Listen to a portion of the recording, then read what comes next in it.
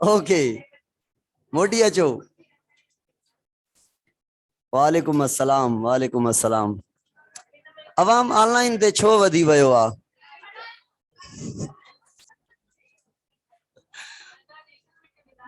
अबा खोपड़ी खोलियो सफ़ा, बिल्कुल खोपड़ी खुलियल हुजे। एविडेंस पढ़ूं पया पाण। एविडेंस में हिकड़ो एविडेंस हुयो जंहिंखे चयोसीं biogeography. Girls, specific pattern of distribution जो मतलब छा है? स्पेसिफिक पैटर्न ऑफ डिस्ट्रीब्यूशन मां पढ़ायो हुयो, उन जो मतलब छा है? कोन पढ़ायो हुयो? वॾी ॻाल्हि आहे। मां पढ़ायो हुयो त रेबिट हिकिड़े इलाइके में आ, बे कई इलाइके में नाहे। यो स्पेसिफिकली लोकलाइज्ड पर्टिकुलर एरिया में आ ड्यू टू द बैरियर्स, है ना? अच्छा गर्ल्स बुधो, या इन जी छा थी वई? स्पेसिफिक डिस्ट्रीब्यूशन थी वई। माना कुछ अड़ा एनिमल आहिनि जेके दुनिया में कई मखसूस मखसूस इलाइकनि ते आहिनि, बेवार काथे भी नथा मिलन। यो जो पैटर्न ऑफ डिस्ट्रीब्यूशन जो इन्हीं के चवंदा स्पेसिफिक पैटर्न ऑफ डिस्ट्रीब्यूशन।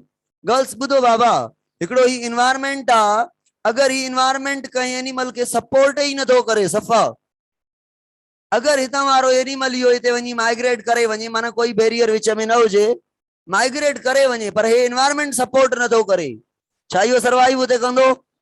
न कंदो।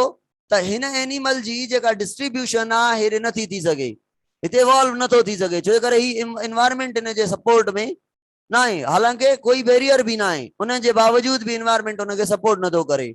त बायोजियोग्राफी अफेक्ट करे थी इवोल्यूशन ते। अच्छा उन खां बाद बैरियर्स पढ़ाया हुया, याद इन बैरियर? ओके। बायोजियोग्राफी का बाद बियो पढ़ायो एविडेंस मां छा जो? पैलेंटोलॉजी। पैलेंटोलॉजी जा मिसाल केर बुधाइंदो? ठीक आ, फॉसिल जेके इन उन्हनि जी एज मालूम करे, क्रोनोलॉजिकल सीक्वेंस। ओल्डेस्ट में ओल्डेस्ट फॉसिल केड़ो हुयो? प्रोकैरियोट खां भी अगे पाइसिस अची वयूं। प्रोकैरियोट ओल्डेस्ट आ न? ठीक आ। हाँ, वर्टिब्रेट मां ओल्डेस्ट पाइसिस आहिनि। जेके पाइसिस आहिनि यानी फिशिस आहिनि, उन्हनि मां इवॉल्व थिया आहिनि केर? एम्फीबियन मां इवॉल्व थिया आहिनि, रेप्टाइल मां, मेमल भी, बर्ड भी। बुधायो बाबा, ट्रांजिशनल एनिमल या लिंक्ड एनिमल कंहिंखे चवंदासीं? जेके जंहिंमें कुछ फीचर हिकड़े ग्रुप जा हुजनि, कुछ बे जा हुजनि, उन्हीं ऑर्गेनिज्म के चवंदासीं ट्रांजिशनल एनिमल और ट्रांजिशनल ऑर्गेनिज्म या लिंक्ड ऑर्गेनिज्म। मिसाल केड़ो हुयो रेप्टाइल और बर्ड जे विच में? आर्कियोप्टेरिक्स जे विंग्स में आंगरियूं हूंदियूं आहिनि, फिंगर्स। आर्कियोप्टेरिक्स जेको आहे न, उन जूं जेके विंग्स आहिनि न, अब आर्कियोप्टेरिक्स कंहिं मां इवॉल्व थियल आहे? कंहिं जे वेझो आहे? त रेप्टाइल जे अॻियुनि जंगुनि जे हथनि में आंगरियूं हूंदियूं न, फिंगर्स, त उन वटि बि आहिनि। ऐं उहे जेके फोर लिम्ब आहिनि, आर्कियोप्टेरिक्स छा थो करणु चाहे? उन्हनि खे विंग्स करणु थो चाहे। ऐं उन्हीं जे फोर लिम्ब में विंग्स जा भी यानी फीदर्स भी लॻल आहिनि। माना आर्कियोप्टेरिक्स में जेके विंग्स आहिनि उहे कंहिं मां इवॉल्व थी आहिनि? रेप्टाइल जे फोर लिम्ब मां। ऐं उन फोर लिम्ब ते अबा पखियुनि में जे परनि में आंगरियूं आहिनि छा? पर आर्कियोप्टेरिक्स में आहिनि, आर्कियोप्टेरिक्स में आहिनि। ऐं पखियुनि रेप्टाइल में बीक आहे छा? पर आर्कियोप्टेरिक्स में आहे। ऐं आर्कियोप्टेरिक्स जे अंदर फीदर्स जो अमाउंट कुछ आहे, माना कटे सटे हिननि ॿिन्हिनि जे विच में फॉल करे थो, त ट्रांजिशनल एनिमल आहे। ठीक थी वियो। अब आप ॿुधो, ही जेके एनिमल आहिनि न, ही वारा एम्फीबियन, रेप्टाइल, मेमल ऐं बर्ड, इन्हनि जे हथनि ऐं पेरनि में 5 आंगरियूं हूंदियूं आहिनि। हथनि ऐं पेरनि में 5 आंगरियूं हूंदियूं आहिनि, इहो इन्हनि जो कॉमन फीचर आहे। इन्हीं खे चवनि था फीचर खे पेंटा डिक्टाइल। पेंटा डिक्टाइल एनिमल जो मतलब छा आहे? हाँ। ऐं टेट्रापीडल जो मतलब छा हुयो? लोकोमोशन 4 लिम्स ते, है ना? जंगू बाहूं न चऊं, 4 लिम्स चऊं, 4 लिम्ब एंड हिंड लिम्ब। गर्ल्स बुधो, बाइपीडल जेके एनिमल छो था करन, बिन पेरन ते असां छो था घुमऊं, चार पेरन ते छो न घुमऊं था? केड़ी इवोल्यूशन आई आ, केड़ो मौजूदो थियो आ एड़ो असां बिन पेरन ते घुमण शुरू कयोसीं? ॿुधो बाबा, असांजो जेको गौर सां ॾिसो, असांजा जेके टेट्रापीडल एनिमल आहिनि न, जीअं डॉग आ, जीअं लायन आ, जीअं ये सॼा एनिमल आहिनि, उन्हनि जे अंदरि हेॾे ॾिसो, ओ छोकिरी ॻाल्हाए न, उन्हनि जे अंदरि जेको वर्टिब्रल कॉलम आहे उहो हिन तरीक़े सां ऑर्गेनाइज थियल आहे। ठीकु आहे, असांजो जेको वर्टिब्रल कॉलम आहे बाइपीडल लोकोमोशन वारनि जो, मां हीअं हॉरिजॉन्टल या वर्टिकल ठाहियां थो, असांजो हीअं ठहियल आहे। वर्टिब्रल कॉलम असांजो जेको आहे उहो इन तरीक़े सां आहे, जेका सेंट्रल ग्रेविटी आहे न उनखे बैलेंस कंदो आहे असांजो वर्टिब्रल कॉलम। हिननि जो ईअं न आहे, हिननि जो सेंट्रल ग्रेविटी खे बैलेंस नथो करे। हाणे ॾिसो, असां ॿिनि पेरनि ते बीठा आहियूं न, काई गोट हुजे, शीप हुजे, काओ हुजे, बफेलो हुजे, अगरि उहा कोई गाह चरण जे लाइ बि पंहिंजे फोरलिम खे मूव कराए मथे करे कोई गाह खाए त उहा थकी करे किरी पवंदी। पर असां ॿिनि पेरनि ते बीठा आहियूं, असां करऊं त नथा, प्लस में वज़न खणूं था पोइ बि नथा करऊं, है न? इहो असां पंहिंजो बॉडी जो वेट कीअं बैलेंस कयूं ॿिनि पेरनि ते बीठा आहियूं? ओ हिन वर्टिब्रल कॉलम जी अरेंजमेंट अहिड़ी आहे, जेका सेंट्रल ग्रेविटी असांजी बॉडी जे वज़न खे सिधा बीठा आहियूं बि मेंटेन कयूं बीठो आहे। अगरि असांजो वर्टिब्रल कॉलम इन्हनि वांगुरु ई हुजे हा त असांजो बि मुंडी हेठि हुजे हा, ऐं घुमण जेको आहे चार पेरनि ते हुजे हा। त ॿ पेरनि ते उथी बीहण, ॿ पेरनि ते उथी घुमण, इहो सॼो इवोल्यूशन कंहिंजी आहे? वर्टिब्रल कॉलम अहिड़ी अरेंजमेंट कई आहे जे असां बॉडी जो वज़न पंहिंजो ॿिनि जॻहुनि ते बैलेंस करे वञूं था। ठीकु आहे, सेंट्रल ग्रेविटी जेका आहे उहा असांजो वर्टिब्रल कॉलम बैलेंस करे थो, हुननि जो नथो करे। तो वेचारा चार पेरनि ते घुमनि था ऐं हे खुशनसीब आहिनि ॿिनि पेरनि ते घुमनि था। ठीकु आहे, इहो इन जे करे थियो त जेके फोर लिम्स आहिनि, फोर लिम्स माना असांजूं बाहूं, इन्हनि जो जेको यूज़ आहे उहो वधीक करे सघिजे, ऐं फोर लिम जो यूज़ असां वधीक कंदासीं या टेट्रापीडल, टेट्रापीडल छड़ो घुमण में, असां खाइण में, खसण में, चोरी में, लिखण में, फुरण में, है न, हर शइ में असां इस्तेमालु कयूं था, विढ़ण में, हर शइ में असां फोर लिम जो असांखे जेका फंक्शनैलिटी आहे उहा टेट्रापीडल खां, अकुल जेको आहे टेट्रापीडल खां वधी वियो। इहो त फोर लिम असां आज़ादु कयूंसीं घुमण खां। सही आहे। अचो उन खां बाद हाणे अचूं था ॿियो एविडेंस असां पढ़ियोसीं, कोन पढ़ियोसीं छा? Comparative anatomy. हलो अॼु खां शुरू कंपैरेटिव एनाटॉमी पढ़ी हुईसीं न, बरखा चवे थी पढ़ीसीं, मां रिपीट करे वठां थो, ॿुधो ॿुधो ओ छोकिरियूं बाबा, कंपैरेटिव जाथे भी वर्ड अचे न, माना ॿ शयुनि खे कंपेयर कयूं था, छाजे बुनियाद ते? अगर चवां कंपैरेटिव मॉर्फोलॉजी त morphology, comparative anatomy, comparative embryology, comparative histology, comparative cytology, comparative genetics, माना ॿ ऑर्गेनिज्म के कंपेयर कंदासीं उन शइ जे बुनियाद ते जंहिंजो नालो खणूं था। गौर सां ॿुधो, हाणे हवाल प्रोग्राम बंदि। अब कंपैरेटिव एनाटॉमी में असां हिकिड़ो मिसाल वठूं था होमोलॉगस ऑर्गन जो, ऐं ॿियो मिसाल वठूं था एनालॉगस ऑर्गन जो। गर्ल्स ॿुधो, होमोलॉगस ऑर्गन उन्हनि खे चइबो आहे जंहिंजी जेका कंपोजिशन आहे, स्ट्रक्चर आहे, उहा सेम हुजे, ऐं जंहिंजो जेको फंक्शन आहे उहो चेंज हुजे। फंक्शन साॻियो न आहे पर अरेंजमेंट, स्ट्रक्चर माना एनाटॉमी उहा हिकु जहिड़ी आहे। हाणे ॾिसो, जेके एम्फीबियन आहिनि न, खां वेंदे तव्हां हलंदा अचो मैमल्स तक, मैमल्स तक अचो, इन्हनि जे अंदरि जेके फोर लिम्स आहिनि, इन्हनि जे अंदरि जेके फोर लिम्स आहिनि, अच्छा उहे कीअं आहिनि, उन्हनि जी अरेंजमेंट हे कहिड़ो बोन आहे? Humerus, radius, ulna, carpal, metacarpal, phalanges, साॻी अरेंजमेंट सभिनी में।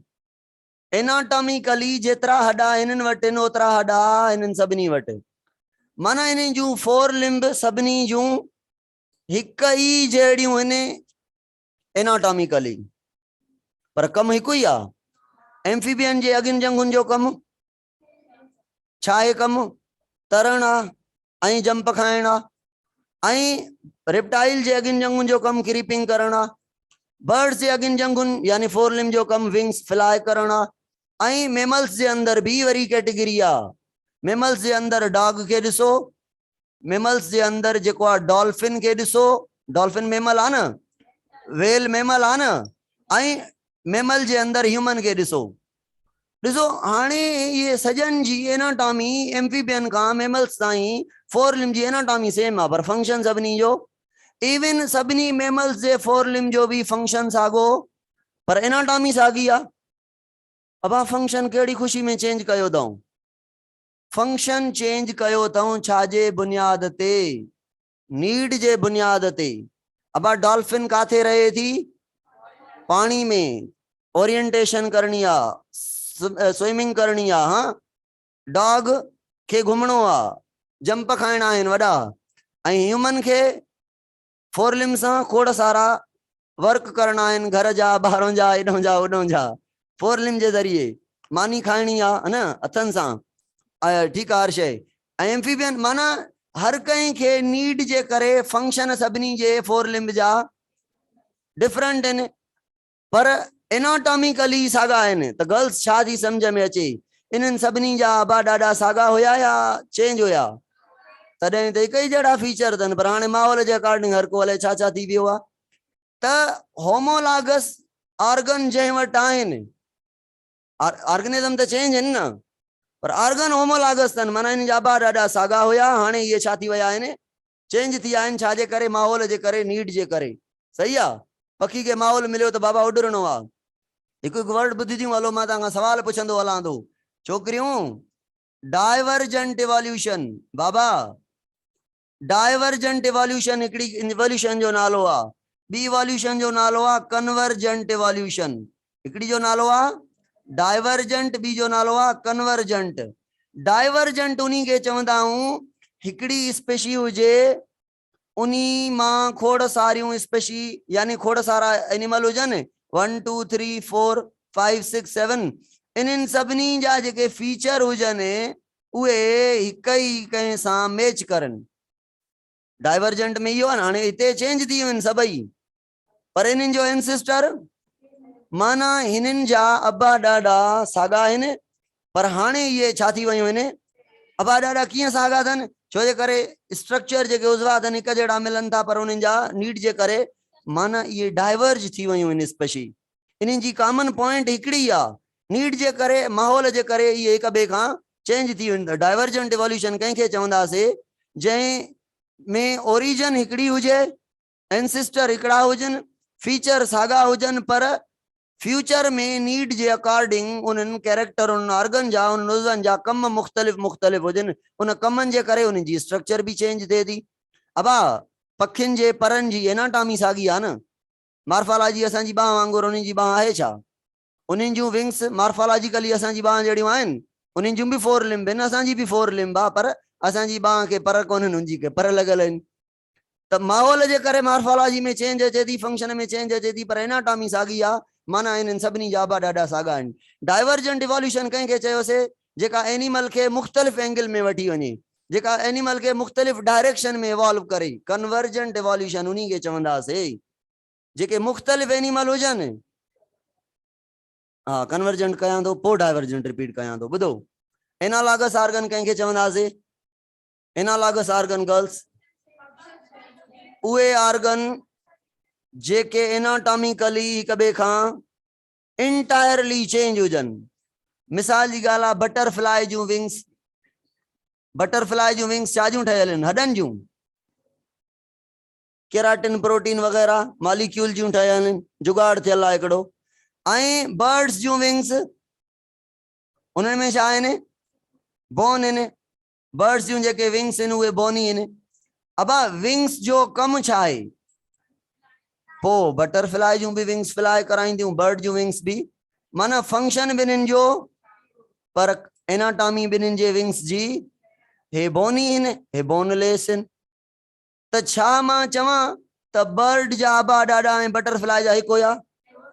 केरु थो चए सर? छो नथो चवां? छो जे करे हिन जूं विंग्स बोन जूं ठहियल आहिनि, हिननि जूं विंग्स अलाए छा जूं ठहियल आहिनि, पोइ इहे कहिड़ी ख़ुशी में हिकु थिया आहिनि, छो हिकिड़ो ई इन्हनि जूं विंग्स कमु करनि थियूं नीड जे करे। माना मिसाल जी ॻाल्हि आहे, बर्ड ऐं बटरफ्लाई खे नीड पई छाजी, या उन्हनि जे अंदरि एवोल्यूशन थी छाजी, फ्लाई करण जी। त फ्लाई करण लाइ हिननि वटि विंग्स बोनी ठहियूं, हिननि वटि विंग्स बोनलेस ठहियूं। छा मां ईअं चई सघां थो, छा ग़लति चवां थो मां, त बर्ड जूं विंग्स ऐं बटरफ्लाई जूं विंग्स साॻी स्पेशी मां ओरिजिनेट थियूं आहिनि। अगरि साॻी मां ओरिजिनेट थियनि, हिननि जूं विंग्स ऐं हिननि जूं विंग्स एनाटॉमिकली हिकु जहिड़ियूं हुजनि हा, ईअं न, पोइ भले कम बि हिकु जहिड़ो हुजे ना, पर एनाटॉमिकली बि हिकु जहिड़ियूं हुजनि हा। पर हाणे एनाटॉमिकली हे विंग्स ऐं हो विंग्स हिक ॿिए खां, माना हे कंहिं ॿी स्पेशी मां इवॉल्व थियूं आहिनि, हे कंहिं टी स्पेशी मां इवॉल्व थियूं आहिनि। पर ॻाल्हि काथे अची पहुतियूं आहिनि, अबा अहिड़ा कैरेक्टर, अहिड़ा उज़वा जेके ओरिजिनली मुख़्तलिफ़ हुजनि, एनाटॉमिकली मुख़्तलिफ़ हुजनि, जंहिंजी स्ट्रक्चर हिक ॿिए खां चेंज हुजे पर फंक्शन साॻियो ई हुजे, त उन्हनि उज़वनि खे, उन्हनि ऑर्गन खे चवंदासीं एनालॉगस ऑर्गन, उन्हनि जी स्टडी खे एनोलॉजी चवंदासीं। होमोलॉगस ऑर्गन जी स्टडी खे होमोलॉजी चवंदासीं। हाणे ॻाल्हि ॿुधो बाबा, कन्वर्जेंट इवोल्यूशन चवंदासीं जॾहिं मुख़्तलिफ़ क़िस्म जा ऑर्गेनिज़म कंहिं नीड जे करे हिकु थियनि। हिकु थियण जो मतिलबु आहे उहे साॻियो कैरेक्टर अपीयर करनि, साॻियो उन्हनि में फीचर अचे। कीअं? विंग्स जो अचणु, विंग्स जो अचणु, विंग्स छा थियूं कराइनि, विंग्स कैरेक्टर त हिकु ई आहे न, पर उनजी अरेंजमेंट, उनजी एनाटॉमी, उनजी कंपोजिशन, उनजी ओरिजिन चेंज आहे त विंग्स न।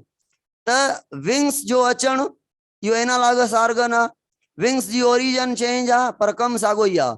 हाणे अहिड़ा एनिमल जेके मुख़्तलिफ़ पॉइंट खां कन्वर्ट थी करे हिकु पॉइंट ते अचनि, माना हिक ॿिए जे क्लोज थियनि, इन इवोल्यूशन के चवंदासीं कन्वर्जेंट इवोल्यूशन। कन्वर्जेंट इवोल्यूशन में ऑर्गेनिज्म हिक ॿिए जे क्लोज फीचर वठी अचनि था, ऐं डाइवर्जेंट में क्लोज मां परे वञनि था।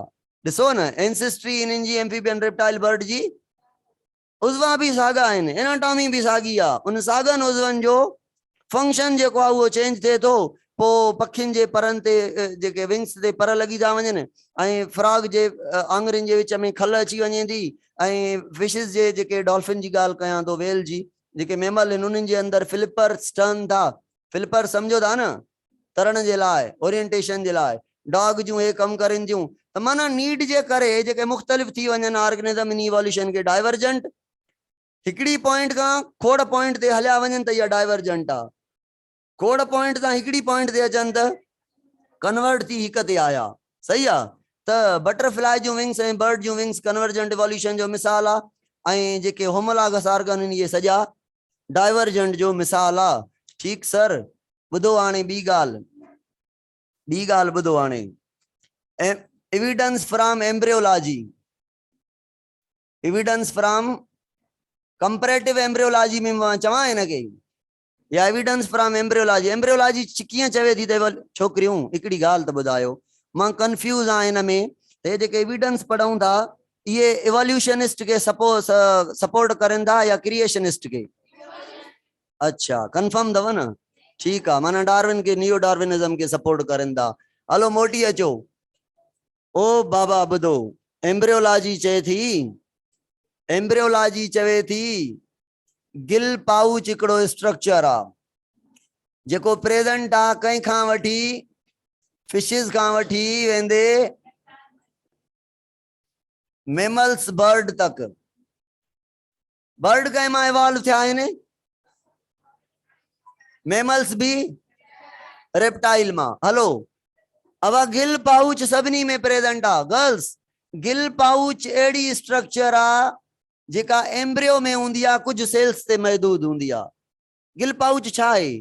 गोथरी टाइप, सेक टाइप कुछ सेल आहिनि जेके ग्रो करे गिल्स ठाहींदा। गिल पाउच एम्ब्रियो जा कुछ सेल आहिनि जेके ग्रो करे गिल्स ठाहींदा, only in case of fishes. Fishes में गिल पाउच जो कम छा आहे? गर्ल्स ॻाल्हि ॿुधो, असां इवॉल्व थिया आहियूं वर्टिब्रेट मां या इनवर्टिब्रेट मां। अॻ में असां चऊं था, असां पंहिंजी मेमल जी ॻाल्हि कयूं था, मेमल कैटेगरी में आहियूं पाण त वर्टिब्रेट मां। ठीकु आहे। पोइ वर्टिब्रेट जेके आहिनि, जेको लोअर में लोअर वर्टिब्रेट हूंदो उहो वरी इनवर्टिब्रेट मां थियो हूंदो। माना असां ईअं चवां मां पाइसिस मां इवॉल्व थिया आहियूं सॼा वर्टिब्रेट जेके आहिनि असांजो सभिनी जो जेको एंसेस्टर आहे उहो फिशिस आहिनि अॻ में पुराणो त खणी बैक्टीरिया ताईं हलिया वञूं इवोल्यूशन खे मञूं था सभई ऑर्गेनिज़म बैक्टीरिया मां इवॉल्व थिया आहिनि पर मां चवां थो त फिशिस मां हे इवॉल्व थिया आहिनि न सभई हलो हाणे ॻाल्हि ॿुधायो अबा गिल्स पाउच फिशिस जे एम्ब्रियो में भी आहे एम्फीबियन जे एम्ब्रियो में भी आहे रेप्टाइल जे एम्ब्रियो में भी आहे मेमल्स जे एम्ब्रियो में भी आहे बर्ड जे एम्ब्रियो में भी आहे पर हिननि सभिनी जे अंदर गिल्स आहिनि छा वो गिल पाउच कारे हो छा थो करे ऑर्गेनिज्म सोचो फिशिस का बाद इवॉल्व थियण में केर पानी में रहे साह खणण ॾुखियो ऑक्सीजन खणण ॾुखी कार्बन डाइऑक्साइड मिनरल फूड ॾुखियो आहे पानी में रहण ॾुखियो आहे एसिड रेन थिए थो त सॼो पानी ख़राब माहौल में काथे हेॾे होॾे लिकी वेंदासीं मिट्टी में को कमरे में को काॾे को छांव में बची वेंदासीं लैंड सर्वाइव करण जे लाइ आसान आहे as compare to the water water में हिकिड़ो नुक़सान हिकिड़े लाइ त सभिनी लाइ लैंड में ईअं न आहे लैंड ते बचाव आहे न हलो ॿुधो गौर सां सम्झो इहा ॻाल्हि ऑर्गेनिज्म छा चयो असांखे पाणी मां काॾे वञिणो आहे खुश्की ते वञिणो आहे भाई खुश्की ते रहण वारा आहिनि सभई है न ओके हाणे गिल पाउच में कुछ चेंजिस थियूं गिल पाउच माना कॾहिं जी ॻाल्हि आहे एम्ब्रियो जी ॻाल्हि आहे कुछ चेंजिस थियूं चयो वियो त बाबा इन्हनि खे गिल्स न आहिनि ठाहिणियूं एड़ा उन्हनि में जीन एक्टिवेट अनएक्टिवेट थिया एवोल्यूशनिस्ट चवनि था जे गिल पाउच गिल्स ठाहिण छॾे ॾिनियूं गिल पाउच वञी करे ठाहियो यूस्टेचियन ट्यूब छा हुयो जेको मिड ईयर के मिलाए थो असांजे थ्रोट सां गले सां वात जाते वञी खुले थो जाते नक खुले थो जाते असांजा ईयर्स वञी खुलनि था उन थ्रोट में ट्यूब वञे थो किथां मिड ईयर खां थ्रोट में इहो जेको ट्यूब आहे इन ट्यूब खे चवंदा यूस्टेचियन ट्यूब माना गिल पाउच असांखे एम्फीबियन में गिल्स ठाहिण में रोल प्ले उहो ई गिल पाउच मॉडिफाई थी माना मुख़्तलिफ़ तरीक़े सां डेवलप थी छा थो ठाहे यूस्टेचियन ट्यूब अगर गिल पाउच असां वटि बि गिल्स ठाहे त असां बि पाणी में रहण जे एबल हुजऊं हां पाणी में रहूं हां साह खणूं हां ॻोल्हे ॻोल्हे मच्छी खे वठी अचूं हां अन वग़ैरह वग़ैरह पाणी में घुमूं हां पर हाणे ईअं न आहे हाणे साह खणी ॾिसूं पाणी में त छा थींदो वो अर्ली स्टेज में हूंदी अथसि कुछ टाइम लाइ पोइ बि वरी लंग्स इवॉल्व थींदा आहिनि त जीअं उहो टेल हूंदो अथसि न त लंग्स ख़तम थींदा आहिनि टेल ख़तम थींदो ओ सॉरी लंग्स अची वेंदा आहिनि गिल्स ख़तम थींदियूं आहिनि टेल ख़तम थींदो आहे लिम्स अची वेंदियूं आहिनि पोइ फ्रॉग एबल थींदो आहे ॿाहिरि निकिरण जे टेडपोल कंडीशन में फ्रॉग वीचारो काॾां ॿाहिरि निकिरंदो आहे गिल्स हूंदी अथसि लंग्स अंडर डेवलप्ड हूंदा अथसि फ्रॉग जी जेका फॉर्मेशन आहे फुली डेवलप्ड आहे हाफ डेवलप्ड आहे हाफ डेवलप्ड पैदा थिए थो पोइ वीचारो मेटामॉर्फोसिस करे थो 9th में पढ़ी आया हो डेवलप थी पोइ वञी पूरो थिए थो पोइ चए थो हाणे मां खुश्की ते अचां थो पोइ खुश्की ते ईंदो मां रिपीट कयां थो तव्हां जेसि ताईं कॉन्स्टेंटली मूंखे चुप करे न ॿुधंदियूं ॻाल्हि में मज़ो न थींदो तव्हां हेॾे होॾे चकर हणी पोइ मोटी अचो थियूं वरी हा एम्फीबियन से मैमल तक ये गिल पाउच होगा मगर गिल पाउच गिल्स में ग्रो करके डिफरेंशिएट नहीं होगा ये गिल पाउच ग्रो करके यूस्टेचियन ट्यूब बनाएगा एम्फीबियन से लेकर मैमल्स तक ठीक है अच्छा ॿुधो हाणे छोकरियूं एम्ब्रियोलॉजी छा थी ॿुधाए ये सॼा जेके फिशिस खां मैमल्स तक एनिमल आहिनि ये छा आहिनि एंसेस्टरनि जा सागा आहिनि या मुख़्तलिफ़ आहिनि सागा अथनि छो त गिल पाउच कैरेक्टर सभिनी में मिले थो माना ये छा कहिड़ी इवोल्यूशन छो कई अथऊं कन्वर्जेंट डाइवर्जेंट माना गिल पाउच अगेन होमोलॉजी जो एग्जांपल आहे जेको एम्ब्रियोनिक स्टेज में मिले थो गर्ल्स ॿी ॻाल्हि ॿुधो बाबा अगर तव्हां एम्ब्रियो ॾिसंदव न एम्ब्रियो त एम्ब्रियो जी जेका स्ट्रक्चर आहे बुक में तव्हांखे ठहियल हूंदी पंजाब में फेडरल में मुंहिंजे ख्याल में न आहे पंजाब में गिल एम्ब्रियो जी स्ट्रक्चर आहे फिशिस खां वठी मैमल्स तक एम्ब्रियो हिकु जहिड़ो पोइ जॾहिं बेबी डेवलप थींदो आहे पोइ ख़बर पवंदी आहे त हे बेबी एम्फीबियन जो आहे या रेप्टाइल जो आहे या बर्ड जो आहे या मेमल जो आहे या कहिड़े मेमल जो आहे अॻ में ख़बर ई न पवंदी आहे माना एम्ब्रियो जी एनाटॉमी मॉर्फोलॉजी बि ॾिसण में उन जी स्ट्रक्चर जेका आहे हिकु जहिड़ी हूंदी आहे त एम्ब्रियोलॉजी चवे थी त इवोल्यूशन थी या डाइवर्जेंट इवोल्यूशन आई या एम्ब्रियोलॉजी बुधाए थी त ये एनिमल कॉमन एंसेस्टर में इवॉल्व थिया आहिनि। गर्ल्स बाबा बुधो बियो बियो एकड़ो एविडेंस केड़ो रहो पंहिंजो मॉलिक्यूलर बायोलॉजी जो। उन खां अलावा बस हाँ मॉलिक्यूलर बायोलॉजी छा है गौर से समझो। मॉलिक्यूलर बायोलॉजी के बुधो गौर से बुधो। मॉलिक्यूलर बायोलॉजी भी सपोर्ट करे थी कहीं के एवोल्यूशन थी या मॉलिक्यूलर बायोलॉजी बुधाए थी असा के दिसजो कियां थी चवे बुधो।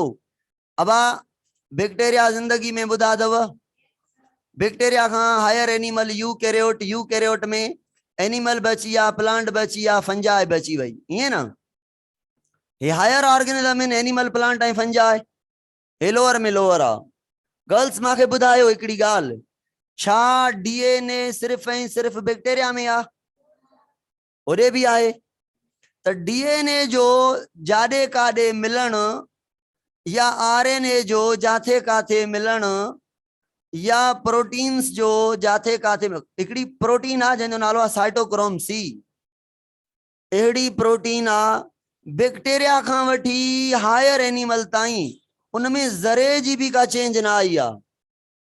ये गालियूं छा थियूं शो करनि त हे जेके हायर एनिमल ने प्लांट ने फंजाई ने इनमें बैक्टीरिया वारा फीचर आहिनि त माना असली सभिनी जो अबो ॾाढो बैक्टीरिया है एवोल्यूशन प्रो कैरियोट टू यू कैरियोट ये थी या सिंपल का कॉम्प्लेक्स या एवोल्यूशन थी या मॉलिक्यूलर बायोलॉजी बुधाए थी त जेके हायर एनिमल जे सेल में केमिकल इन बायो मॉलिक्यूल इन उहे प्रो कैरियोट में भी बायो मॉलिक्यूल आहिनि खणी थोड़ा घट वध थोड़ा चेंज। अब चेंज छा है चेंज ही तो एवोल्यूशन आ।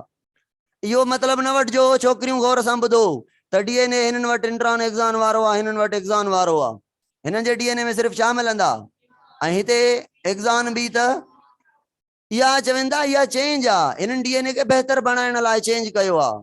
बहरहाल डीएनए आहे त सही डीएनए रिप्लिकेशन हर शइ हो साॻा कैरेक्टर हेरिडिटी मटीरियल सॼो साॻो आ त मॉलिक्यूल जो साॻो हुजण भी हिकिड़ो प्रूफ आ त बाबा देयर इज एवोल्यूशन है ना।